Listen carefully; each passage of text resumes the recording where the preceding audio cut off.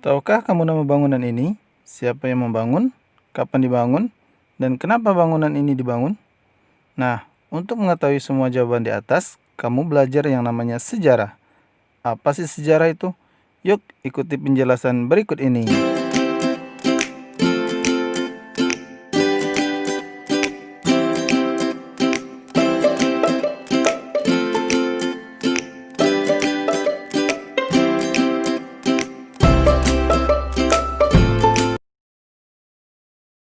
Assalamualaikum warahmatullahi wabarakatuh.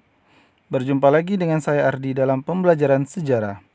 Di awal video, kamu sudah melihat salah satu bangunan bersejarah, yaitu Candi Borobudur. Untuk mengetahui keterangan lengkap mengenai Candi Borobudur, kamu harus belajar sejarah. Dan tidak hanya Candi Borobudur saja, segala aspek dalam kehidupan kita tidak lepas dari yang namanya sejarah. Sebenarnya apa sih sejarah itu dan kenapa kita harus mempelajarinya? Baik, berikut saya akan sampaikan mengenai pengertian sejarah, unsur-unsur dalam sejarah, dan sumber sejarah. Oke, yang pertama adalah pengertian sejarah.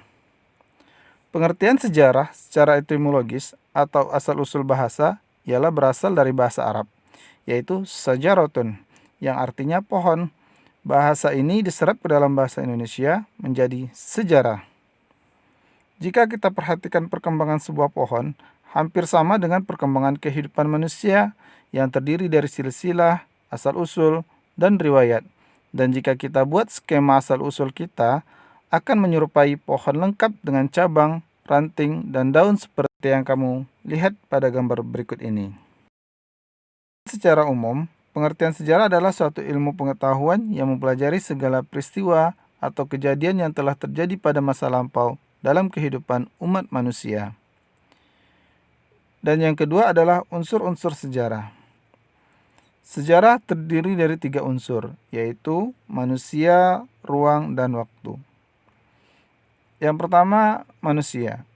Manusia merupakan unsur penting dalam sejarah, karena manusia adalah pelaku sejarah, di mana tanpa ada manusia tidak akan ada yang namanya sejarah.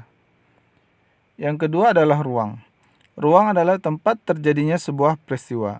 Segala tindakan dan perilaku manusia terjadi di lokasi atau tempat tertentu, dan dengan adanya ruang membuat pemahaman kita tentang peristiwa sejarah menjadi nyata, karena jelas tempat kejadian peristiwanya.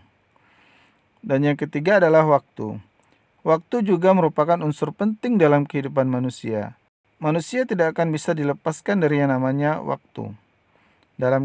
Dalam waktu setidaknya terdapat 4 unsur: perkembangan, kesinambungan, pengulangan, dan perubahan. Terus bagaimana kita bisa mengetahui peristiwa yang terjadi pada masa lampau? Nah, untuk dapat mengetahui peristiwa yang terjadi pada masa lampau, kita membutuhkan yang namanya sumber sejarah. Sumber sejarah adalah jejak masa lampau yang berisi informasi tentang masa lampau. Sumber sejarah berdasarkan sifatnya dibagi menjadi 2, yaitu sumber primer dan sumber sekunder. Sumber primer adalah sumber yang ditulis atau dikisahkan oleh orang yang menyaksikan, mendengar, atau mengalami langsung peristiwa tersebut, atau bisa juga kita sebut sumber langsung. Contohnya, seorang veteran menceritakan kisahnya ketika perang mempertahankan kemerdekaan Indonesia.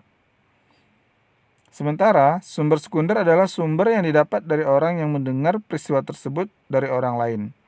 Atau bisa disebut juga sumber kedua. Contohnya, buku dan majalah. Sedangkan sumber sejarah berdasarkan bentuknya ada 3, yaitu sumber lisan, tulisan, dan benda. Sumber lisan adalah keterangan yang didapat langsung dari saksi sejarah. Contohnya sama dengan sumber primer tadi. Yang kedua adalah sumber tulisan. Sumber tulisan adalah sumber yang berbentuk tulisan yang di dalamnya terdapat informasi sejarah, seperti buku, arsip, dan lain sebagainya. Dan sumber benda adalah sumber yang berbentuk artefak atau hasil peralatan dan budaya. Contohnya masjid, candi, peralatan-peralatan yang digunakan pada masa praaksara. Demikianlah penjelasan saya mengenai pengertian unsur dan sumber sejarah. Semoga bermanfaat dan dapat menambah pengetahuanmu mengenai sejarah. Wassalamualaikum warahmatullahi wabarakatuh.